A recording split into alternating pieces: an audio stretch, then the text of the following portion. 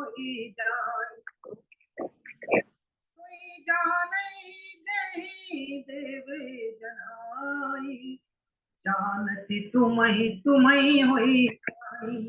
अरे जिन पे नारायण की कृपा होती है, सदाशिव कहते हैं, यहाँ पे ऋषि कह रहे हैं, यानी सूत जी महाराज कहते हैं, हे ऋषियों, ना तो मैं कह सकता हूँ ना आप सुन सकते हो, और भगवान शिव ने कहा है, जिन पे मेरे प्रभु राम की कृपा होगी उन पे मेरी कृपा होगी। यहीं पे देखिए व्यास जी महाराज ने प्रमाण भी दिया, क्या कहा, शिव तत्व मया नैव विष्णु नापि यथार्थता, ज्ञातं च परमं रूपं मद्भुतं च परेण। शिव तत्व को तो कोई कह ही नहीं सकता है, और शिव तत्व को जो सुन लेता है उसके इस जन्म के और पिछले 7 जन्मों के पाप तत्काल क्षीण हो जाते हैं। अब ब्रह्मा जी ने जैसे ही नारद जी को कहा तो नारद जी ध्यान पूर्वक सुनने लगे, और क्या कहने लगे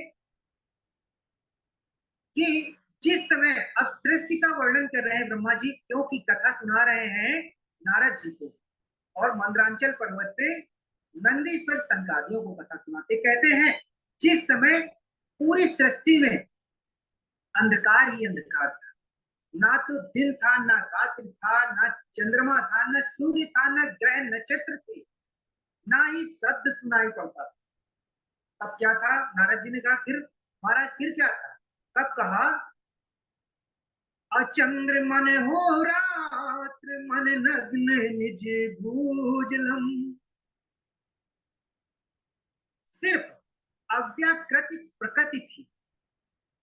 प्रकृति यानी प्रकृति से पा, यानी प्रकृति से क्या बना, पा बना, और पा क्या है, वही प्रणवाक्षर। और कहते हैं आकाश भी सुना था। तब क्या था, सिर्फ पूरी पृथ्वी में जल ही जल, उस समय की बात है। तब कहते हैं क्या था, मात्र सत सत ब्रह्म था, यानी सिर्फ सत ब्रह्म ही था। और कहते हैं जो श्रुतियों में कहा जाता है और सुना जाता है एकमात्र वही शेष। अमंगोचरं वाचा विषयं न कदाचना, अनाम रूप वर्णं च न स्थूलं नायत कृशं, अहिस्वर दीर्घमलगो गुरुत्वं परिवर्जितं नायत्रो पंचया कश्चित् तथा नोपचयोऽपि च। कहते हैं सिर्फ पानी भी नहीं सुनाई पड़ती थी, शब्द भी नहीं सुनाई पड़ता था। कहते हैं वह सत्य मन का ही विषय, जो सत्य था मन का विषय था। और कहते ना रूप था ना रंग था, किसी प्रकार का कोई रंग रूप भी नहीं था। और कहते हैं ना लघु था ना दीर्घ था ना द्रुत। उस समय की बात कर रहे हैं ब्रह्मा जी। क्या कहते हैं, वह सत्य, वह सत्य ज्ञान और अनंत स्वरूप कौन थे, सिर्फ परमानंद परम पुरुष, सिर्फ परम ब्रह्म थे। और इस कथा को आपने सुन रखा है, पूर्व में सृष्टि की जब रचना हुई तब सदाशिव आए। इसी प्रसंग को आगे शॉर्ट में यानी संक्षेप में कहते हुए आगे बढ़ेंगे।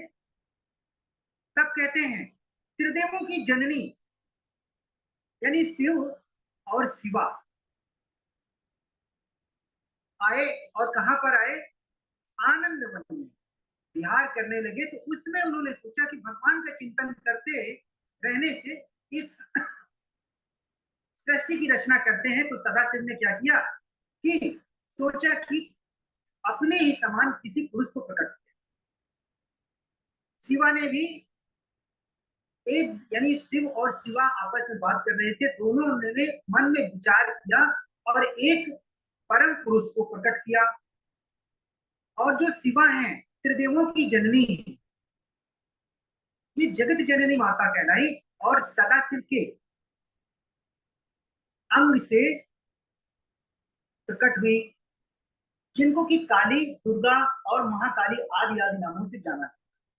इधर क्या कहते हैं, व्यास जी महाराज ने फिर प्रमाण दिया और क्या कहा, सा सत्यरंबिका प्रोक्ता प्रकृति सकलेश्वरी त्रिदेव जननी नित्या मूल कारण मृत्युता। ये जो प्रकृति है ना, ये मूल कारण है।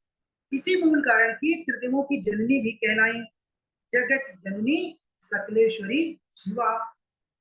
अब कहते हैं कि उनकी कांति पूर्णिमा की समान पड़ रही थी।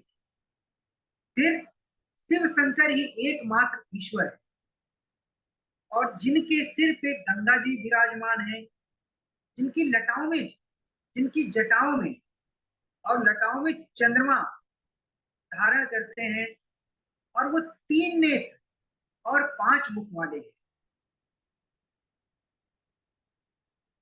3 नेत्र यानी 5 मुख, यानी 1 मुख 3 नेत्र, और सदाशिव के कितने मुख, 5 मुख, और 5 मुख में कितने नेत्र, 15। इसीलिए फिर कहा, जब शिव क्षेत्र, शिवलोक यानी शिव क्षेत्र का जब निर्माण हुआ, तदेव काशी के ते तत् उच्यते क्षेत्र मुक्तमम। काशी को ही विमुक्त, मुक्त क्षेत्र कहा गया। कहते हैं कि जो आदमी वहां पे निवास करता है, जो चला जाता है और अपने प्राणांत वहां पे प्राणों को त्याग देता है, तो उसे शिव का धाम मिलता है, वो पितृलोक में चला है और यमपुरी यमदूतों के यानी दंड से बच जाता है। आगे उसी का एक नाम काशी भी है। पहले जब सदाशिव और शिवा भ्रमण कर रहे थे, उसका नाम आनंद वन पड़ा, और इसके बाद कुछ विद्वानों ने, आचार्यों ने उसका नाम काशी, और कुछ समय बाद उसका नाम वाराणसी और फिर बनारस। अब हम बनारस और वाराणसी के चक्कर में नहीं पड़ेंगे, सीधे आते हैं। अब बनारस कब से नाम पड़ा, जब अमिताभ बच्चन ने कहा क्या, है के पान है बनारस वाला, छोरा गंगा किनारे वाला, तब से लोग बनारस को जाने। लेकिन बनारस तो यानी ब्रह्मा जी कहते हैं जब प्रलय काल के बाद में पूरी सृष्टि खत्म हो जाएगी, फिर भी शिव और शिवा विराजमान रहेंगे। कहाँ पे, यही आनंद वन में। इस कथा को कहे कि बोले, हे मुनि, अब कहते हैं अपने शरीर से एक पुरुष को प्रकट किया। वो पुरुष कौन था, साक्षात पीतांबरधारी और सर्वांग सुंदर और सत्य का पालन करने। फिर ब्रह्मा जी प्रमाण देते हैं और कहते हैं, ये प्रमाण ब्रह्मा जी नारद जी को दे रहे हैं, और सूत जी सौनक आदि 88,000 ऋषि मुनियों को कह रहे हैं क्या, चेता समुद्र कुंचया चिंता कलिलोलितम सत्वरत्नम तमोग्राम रजो विद्रुमवल्लितम। यानी सत्य, सतगुण और तमोगुणी और रजोगुणी 3 तरह के गुणों को प्रकट, जिसमें सत यानी जो सतगुणी थे उसमें रत्न प्रकट हुए, और तमोगुणी रूपी ग्राह और रजोगुणी रूपी मूंगे प्रकट। इसके बाद सदाशिव ने अपने ही रूप में, शिव और सदाशिव ने ब्रह्मा विष्णु और रुद्र को प्रकट और एक पूरा विधान बना। इसके बाद सदाशिव ने कहा कि हम लोग यानी शिव और शिवा काशी में विराजमान हुए और भगवान विष्णु को प्रकट किया। भगवान विष्णु जो है सदाशिव के दशांग यानी 10वें शरीर के 10वें भाग से प्रकट हुए। वाम भाग। इसके बाद जब विष्णु जी प्रकट हुए तो उन्होंने कहा कि मेरा नाम क्या होगा और मेरा काम क्या होगा। तब भगवान शिव ने कहा कि तुम्हारा नाम विष्णु होगा और तुम ब्रह्म, तुम इस सृष्टि में जितने भी जीव जंतु होंगे उनका पोषण करो। इसके बाद में फिर प्रमाण देते हैं व्यास जी महाराज, क्या कहते हैं? कृष्णवृत्ति व्यापकत्वाते नामख्यातं भविष्यति पौण्यानि नामानि भक्ति सौख्यम कारणहि। कहते हैं समस्त कार्यों का साधन ऐसा है कि भगवान शिव श्वास मार्ग से श्री विष्णु जी को वेद ज्ञान प्रदान करते हैं। तो कहते हैं हे अच्युत, भगवान विष्णु का एक नाम अच्युत है, और कहते हैं कि भगवान का अच्युत नाम श्रवण करने से कहते हैं कि ये बेडरूम नाम होता है। तो भगवान किशोरी जी ने भगवान विष्णु का ये नाम अच्युत रखा, और अच्युत नाम जपने से और लेने से उस दिन के पाप तत्काल क्षीण हो जाते हैं। ये मैंने संतों के श्रीमुख से सुना। तो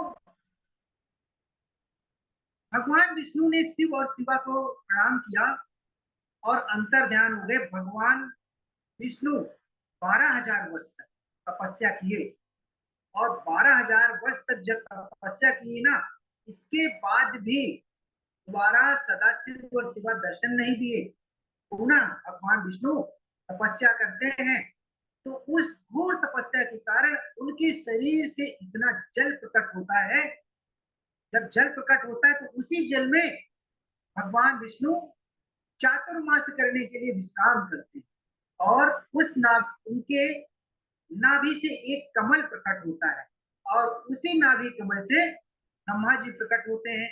और ब्रह्मा जी जैसे ही प्रकट होते हैं तो ब्रह्मा जी को भ्रम हो जाता है। अब देखिए, नारायण है और नाभि से कमल भी प्रकट है, लेकिन ब्रह्मा जी को नारायण नहीं दिखाई दे रहे, सिर्फ कमल दिखाई दे रहा है। ब्रह्मा जी ने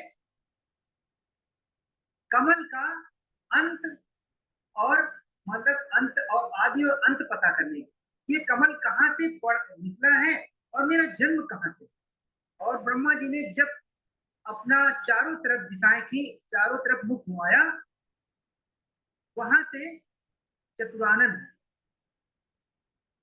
तब कहते हैं, अब देखा जब चारों तरफ मुख करने के बाद में, तो एक सर्वांग सुंदर शेष सैया पे नारायण लेटे हुए।